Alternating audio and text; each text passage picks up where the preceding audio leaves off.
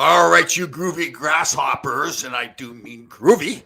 We're throwing an extra show in here today. A good friend of mine, actually, we're friends on the phone for a couple of years now, but we had not met in person until right now. This is the great Charles White from Minneapolis, Minnesota. How are you doing there, sir? Pretty good. Good to meet you. So we got introduced by, was it Jill Rowinski? Jill Wawrinski, yep. Yes, nice, sweet girl. She's from Greenwich here, lives in Minneapolis, and worked with you, correct? No, she I think she managed the office space here Oh, for a okay, while. that's right. Yeah. That's what Yep. it was. And Charles, are you from Minneapolis originally? Oh, originally I was born in Chicago. Oh, okay. Okay, so then we moved later to Denver, Oh, and then I was with my mom in Baton Rouge for a while, and then back to Colorado, and now here. so you've been around, traveling the Yep. world. There you go. Yep. Very good. And what business are you in? Your main business that you're in right now? Well, for in terms of career, Yeah. it's been healthcare, working with people with disabilities, managing companies, and working with people with mental health issues as well. Oh, very cool. Yep. I know we talked a lot about that. I really didn't plan on getting into the mental health space. I just think there's so much going on right now in the mental world. That's become a big part of Yeah. my life right now. Other people, so very cool. And you've got a fantastic project coming up here involving some mental health and clothing. Can you Yep. explain? Can you explain that to us? So I've developed this brand. The name of the brand is called Repa Wear. So if you can imagine, REPA-WEAR. It's a brand, a clothing brand built around issues involving mental health wellness, trauma, healing, and recovery. So the idea was to create the brand, which there is no brand in that space, or brands in general that start off with a specific mission, social cause mission from the very start, right? So you have corporations that support, give money to nonprofits or whatever, but we started off from the beginning with the idea to take the space of creating a brand around the issues that I mentioned. Wow. And when you first started, were you doing a different project and it was involving reparations? Well, I was concerned about reparations, but as I began to think about what that was about, the core element of reparations has to do with repair or heal. So that was a signal to me that, okay, let's pivot to mental health and trauma. And then the scope of our brand will be more broad. Right. And I think with the reparations, it's unfortunate, but it's a divisive topic, right? I mean, it's like yeah, for some folks, for some people, it's divisive, unfortunately. Yeah. And we're in that age too, where people just don't want to listen to each other too much, right? Like if you don't agree, there's something wrong with you. You can't just disagree on a topic. Right. And people sometimes just don't want to be bothered. Yeah. And especially when you talk about reparations, bothered with, as legitimate as it may be. Right.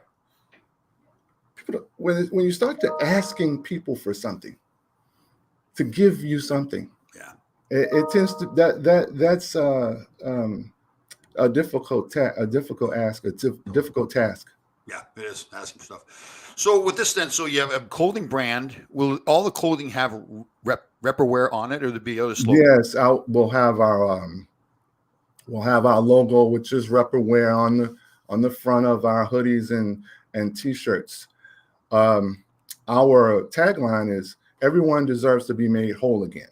Oh, cool. Okay, and we don't have a bunch of slogans, right? So we want to stay close to the brand itself, right? So because that's why we decided to go with a brand to begin with. Sure. We didn't want to do the typical, you've got the t-shirts, and a bunch of slogans for a month or so. You have different campaigns. We really actually want to create a serious brand, a serious clothing brand.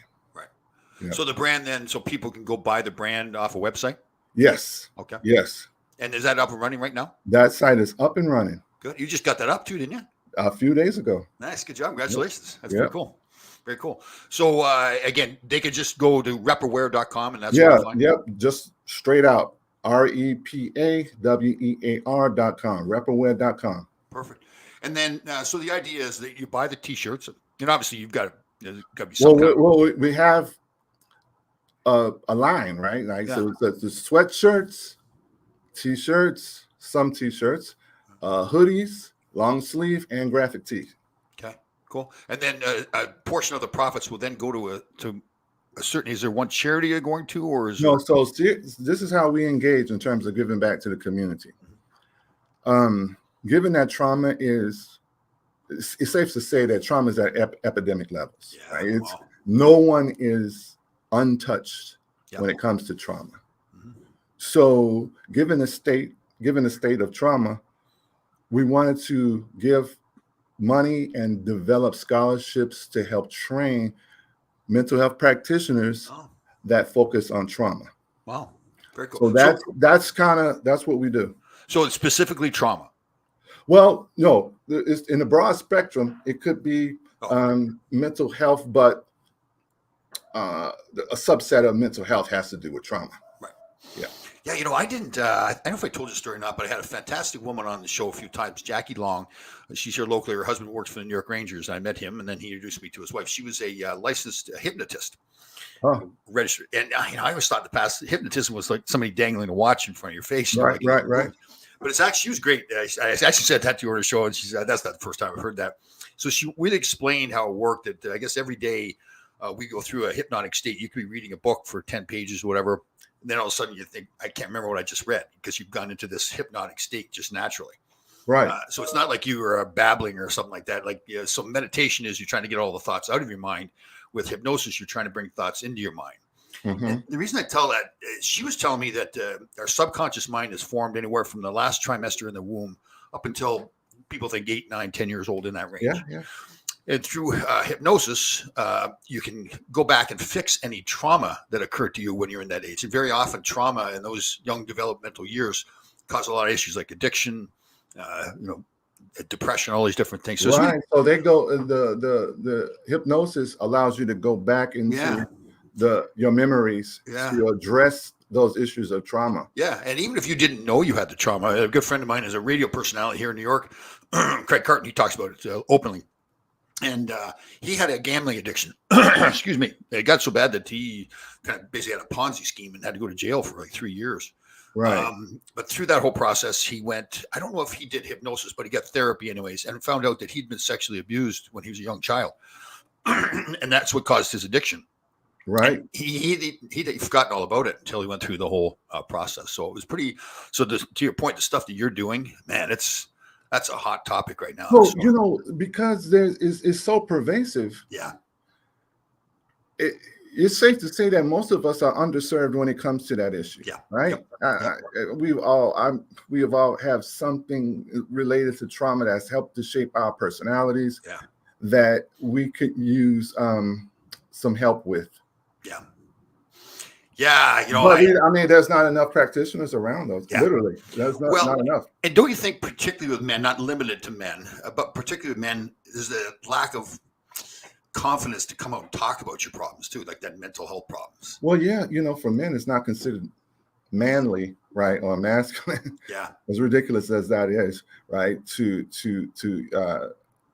even deal with trauma or seek help for in terms of mental health. Yeah, just admit that you've got a problem. Like, let yourself be vulnerable. But one good thing though is that I see more men, willing to talk about those issues now. Yeah, I think it's better because you see more, I guess, high-profile men, athletes, actors.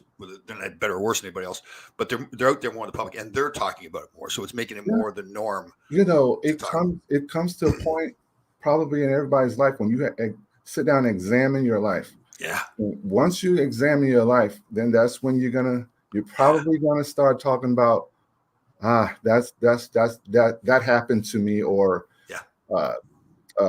or dealing with some sort of traumatic event, And then that's when you start to talk about it. And it can be tough too. Like, make no mistake about it. You're scratching off some scars, right? It's I know for me, in the process of writing a book, that was one of the best things I've ever done for myself, for my mental health. Right. Because it really forced me to go back and look at my life. Why was I the way I was? Was it a memoir? Is it a memoir? I guess you'd call it a memoir. It's more, I want it to be a life lesson book more. It started off, we did one version. It was too much of like just telling my life story, which right. I wanted it to be, okay, here's a series of mistakes or things that happened to me. Here's how I recovered. Here's what I learned from it. And it really, man, I told some stories that I didn't want to tell. Like I stupid stuff that I'd done in the past that I wanted to be kept a secret, that I didn't want people to know about. You know that once you open up though, right? Yeah. So, yeah. And tell your story, then you find commonality with others. Yeah. Right? And you realize, that they're mistakes, like I was probably beating myself up for some of these things I did. Like, how could I make that decision? But then I realized, well, I was a young kid. I was making a mistake. It was wrong. But right. But then because it hasn't been worked through, right? Yeah. So you'll carry that, right? Yeah. And it change your self-concept because you're carrying that. Yeah. Well, one of the biggest things for me was, I won't get into the details, it involves my parents really too, but I had a really, like with relationships, I had the wall up and nobody was coming in. Right. See, it was unfair. My second wife, fantastic person. Her mother recently passed away, and I didn't know about it for about 2 weeks. So I called to send my condolences, and we got into a great discussion. And at the end, I started opening up and tell her some of my stuff that happened to me. Mm-hmm. And at the end, she's like, "We never talked like this when we were married. Like, I could never communicate with you." I'm looking forward to those post-divorce, meaningful civil conversations. Right? It's going to take a while. Mm-hmm. And I mean, I couldn't. No disrespect to my first wife, our personalities aren't that way that we could have that discussion. But my second wife was, fantastic. I actually felt bad because I just didn't and that's I didn't even realize how bad I was at communicating. And I'm still, it's still a tough thing to break that wall. So, and you recently have gone through a divorce, correct? Yes. Good. Okay. And if what the discussions I've had with you, it seems like the priority is your kids, which is the way it should be, right? Yes. Good. Helping them to deal with the transition to life after and going back and forth and that sort of thing. Unfortunately, I guess it's good for your kids, but it's unfortunately so much divorce now. It's not like it's that. Like it's a rare thing anymore. So many parents are getting divorced. What is it, over 50%? Yeah. So I got a good friend. She's a good friend. A friend of mine is Bill Burr, the comedian. Bill Burr, your friend? Yeah, we met him. He's a big hockey fan. I know Bill Burr. He's he's a big hockey fan. The New York Rangers Madison Square Garden have this program, Garden of Dreams. Mm-hmm. It's a charity for children. They also have Garden of Laughs, when they bring in comedians will come in and kind of donate their time, put on a show, and so as a gift to him, they gave him a couple hours of ice time at Madison Square Garden. Okay. Yeah, so we had him as buddies, and myself was invited, and a couple other players, and so he was a big fan of this Jane Miller, who I played with in Los Angeles. So we were joking around, and he's a very funny guy, obviously Bill is. Mm-hmm. And usually when you play in those games, Bill's not a very good skater, so when there's celebrities on the ice like that, everybody will kind of clear out of the way and let them carry the puck. Right. So him and I were going at it, having fun. So I stepped in and just decked him. I hit him with the shoulder right in the chest, knocked him on his rear. What do they call that when you bump into the check? Just a check, yeah. Oh, God. And everybody's like, "Tommy, what are you doing?" He loved it. And we've been friends ever since. Well, that makes it authentic. If you don't get checked, then it's not, what are you doing, right? Yeah, totally. But the reason I tell you, he does a funny skit where he goes over the whole divorce thing, like the 50% number. And he says, "Okay, let me get this straight. If you're going to get on a plane and you knew there's a 50% chance that you're going to crash, would you get on that plane?" Yeah, I've heard that one. We're still getting married all the time. Yeah, because you're dealing with the irrational, right? Yeah, no kidding, man. And when you talk about love is crazy too. So, and do you think, we're kind of getting off topic here a little bit, but do you think too, it's kind of like, I don't know if it's more men, we kind of ignore red flags, right? Not kind of, we do. Yes, I think so, because we talked about examining your life, right? So when I look back, I was like, it was there in my face. Yeah. Yeah. And I Uh, think it's a yeah, two-way street too, right? It's like yeah, both of you should look at, in my case, I won't talk about yours, but should look and say, listen, this just isn't going to work.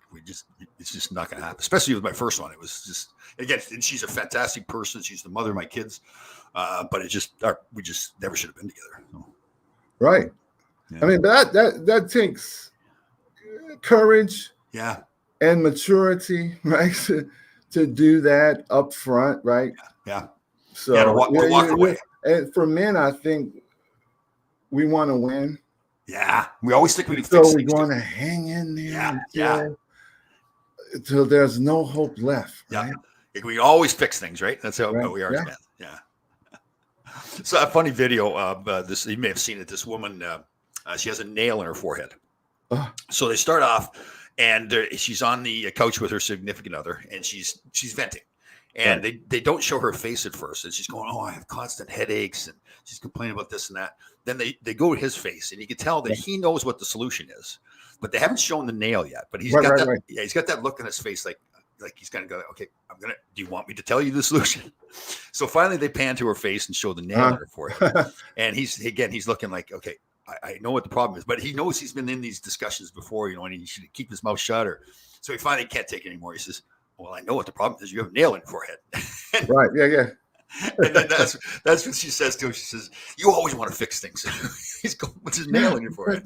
Well, when we hear complaints, that's a signal to us to fix. Yeah, something, I know. right? Yeah, I know. But well, stop complaining. Then there's not.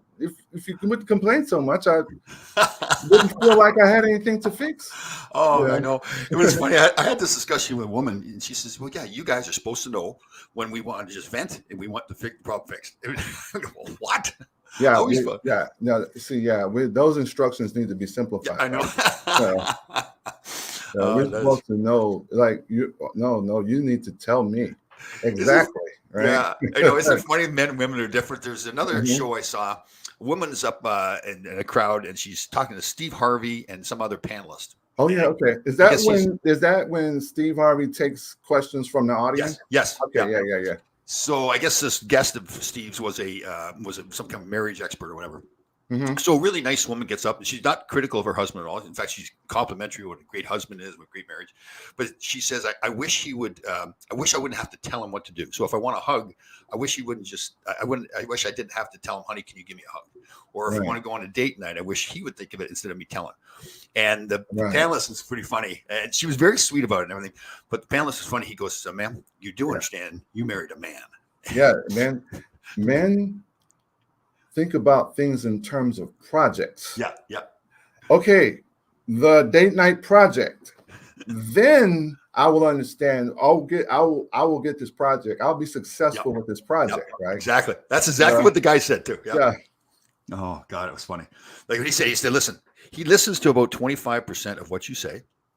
Not that he doesn't respect you, but that's just the way man is. And he actually only understands about 2% of that 25%. You have to explain it to him exactly, and then he'll do it. But you have to explain it. I thought it was pretty funny. You got to set goals and timeline. Men, we do projects. That's the thing. I read somewhere that most communication is nonverbal. Yeah. That's what kind of amazes me when I see people, and in a very good way, see people have long, successful marriages. I guess along the way they have bumps in the road too. Mm-hmm. But man, for a man and a woman to stay together for 50 years, that's some serious communicating. Yeah, or not, right? Yeah, or just not making it so difficult. Yeah, right? Not trying to figure it all out. Very true. Yeah, very true. I know we go on that subject. Divorce guys can talk about that all day long. Oh yeah. What? So then, are you trained in the mental health field? No. Although I ran companies that worked with people with either developmental disabilities or dual diagnosis, developmental disabilities and mental health diagnoses. We provided staff to work with them in their homes. Okay. So we worked on a team with other mental health professionals to coordinate services, but no, I'm not a trained mental health professional. Do you think there's more actual like cases of things like ADHD, or do you think it's just it's out in the open more? Do you think we always have had a lot of ADHD or ADD, all those different things, depression? Yeah, I think it's been there all along. So, it's really We're more willing to right. Address it. And then you have all these conspiracy theories about pharmaceutical companies promoting these diagnoses to sell drugs and so on. I think maybe in the past we were more willing to engage an individual, whatever the behavior, right? Without labeling it. Right. Like if a kid was getting in trouble or whatever in school, they would just say, "Well, he's just a kid," right? They wouldn't really diagnose it. Yeah, and at least back when I was young in school, it would be on the teacher to figure out what was the best method to deliver instruction, right? Instead of, oh, let's label this kid and put him over there. Right. Do you think we're doing too much of that labeling? Too much labeling and not enough real work. Okay. Yeah, and I can't. I'm not why is it that some people can get results and others can't, right? Yeah, I know. And don't you think a lot of it is activity? I'm not saying that cures the problem, but kids being outside and fit and moving instead of sitting inside and being on video games. Yeah. Yes. Of course. Yeah. Yeah. It's night and day from when we were. Yeah. We were young. Yeah, I saw a video of when Kennedy was president, and they had this fitness where everybody would in the gym class they'd have to do pull-ups and push-ups. And I saw that. Yeah, get awards. That was a physical fitness requirement, right? Yes, yeah, it was. Remember that? Yeah. Oh man, remember even they used to have a thing in the news at 11 o'clock at night, like, do you know where your children are? Like, and I didn't mean it a bad way. Like the kids are running around. Yeah. It's kind of a reminder to the parents. Oh, you got to get we played games all in the neighborhood, ran all over the neighborhood, playing games outside all day long. Yeah. And you know what, too? We don't like take care of each other's kids as much, too, as I think we should. Nope. No, not. We've become more, not just isolated, but singularly focused. Only focus on ourselves, right? And our individual families, less community. Yeah, that's right, too. You kind of understand it the way the world has gone, like the politicians supposedly being our leaders the way they are. You just see so much of that mentality where I'm just taking care of myself. So, yeah, it's too bad. Okay, so let's get back to Repawear, REPAWEAR.com. So you can go there. That site is live now. You can buy all the hoodies. Perfect. And it goes to a great cause. So obviously you can have some cool clothes. Are you doing all the designing or? I worked with a designer to develop the line that we currently have. Okay, very cool. Here's a very loyal listener of ours, Danny Erickson. He's a good guy, great, fantastic person, fantastic family guy here too. Honor student is easy for an educator. A kid with issues is more challenging. Are you up for it? Well, that kind of sums it up, right? It's easy to teach the smart kids, but the kids have some issue, whatever it is. It's work involved, right? You got to put the work in. And again, there's plenty of teachers out there that do it, but I don't know if it's like that was just like you said before. It's kind of like a requirement to do it. Right. I was just going to ask you too. So Repawear.com. This is the great Charles White, friend of mine. First time we've met face to face. We've talked on the phone a few times. You're an entrepreneurial person, aren't you?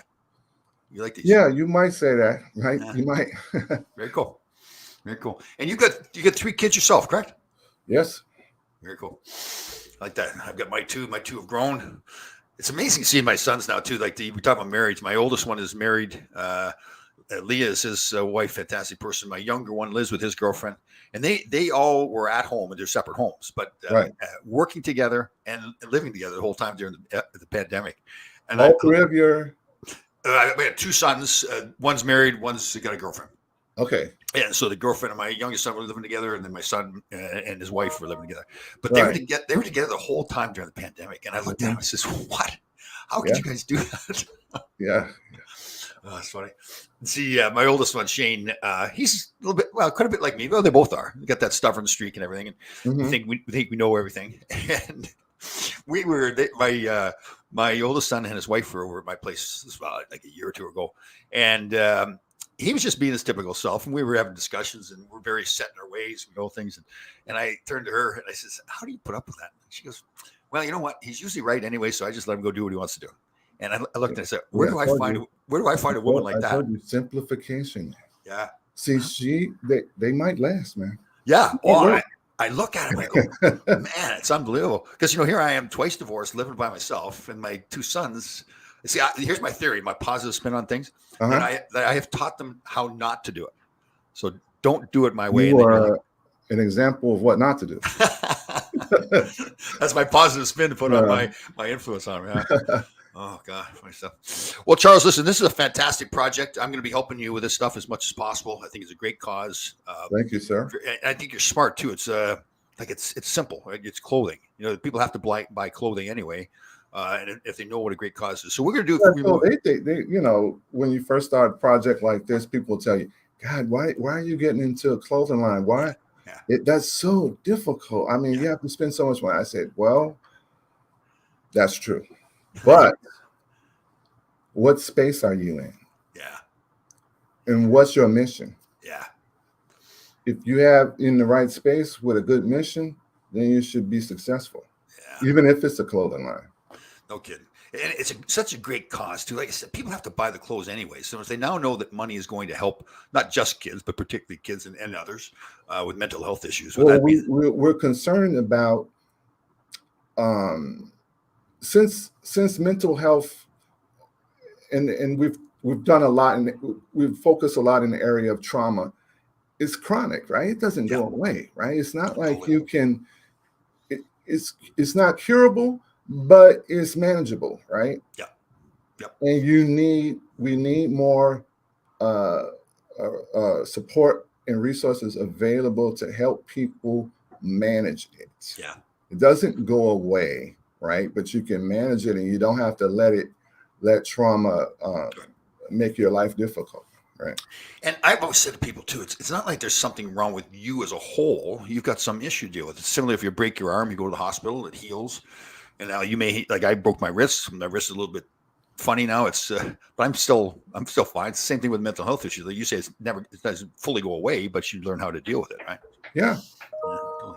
Well, like I said, very proud to be involved in this too. I think it's a fantastic project. And we'll do some more shows here, making sure we promote it again. It's repawear.com, REPAWEAR.com. You can buy your t-shirts there and everything. So instead of going to Costco, you can go to Repawear. I'm a big Costco guy, Charles. Oh yeah. Oh, I'm addicted. It's like even if I don't need, it's like I find a reason to go to Costco.